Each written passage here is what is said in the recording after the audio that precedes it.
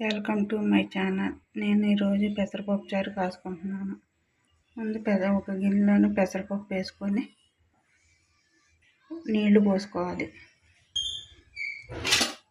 ఉల్లిపాయ పచ్చిమిర్చి వేసుకోవాలి.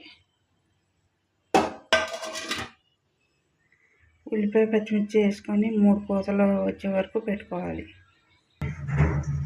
పెసరపప్పు చారుకి తాలింపు కోసం ఆవాలు, జీలకర్ర, మినపప్పు, కరివేపాకు, ఎండుమిర్చి, వెల్లుల్లిపాయలు, ఆయిల్ ఇవన్నీ కలిపి తాలింపు పెట్టుకోవాలి. తాలింపు పెట్టుకుంటున్నాను.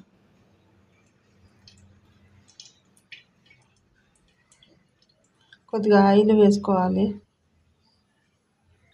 ఆవాలు, జీలకర్ర, మినపప్పు, కరివేపాకు, ఎండుమిర్చి, వెల్లుల్లిపాయ ఇవన్నీ తాలింపులు వేసుకోవాలి. తాలింపు అయిపోయాక పెసరపప్పు వేసుకోవాలి. ఉప్పు తగినంత వేసుకోవాలి, సరిపడగా. ఒక అర స్పూను పసుపు వేసుకోవాలి. ఇవన్నీ బాగా మరగనించుకోవాలి. బాగా మరిగిన తర్వాత దింపేసుకుంటామే. ఇలా మరగనివ్వాలి. ఒక 10 నిమిషాలు మరగనిచ్చేసాక స్టవ్ బంద్ చేసేసుకుంటామే. పెసరపప్పు చారు రెడీ అయిపోయింది. ఒక బౌల్లోకి తీసేసుకొని కొత్తిమీరతో గార్నిష్ చేసుకోవాలి. లైక్ చేయండి, షేర్ చేయండి, సబ్స్క్రైబ్ చేసుకోండి, బెల్ ఐకాన్ క్లిక్ చేయండి.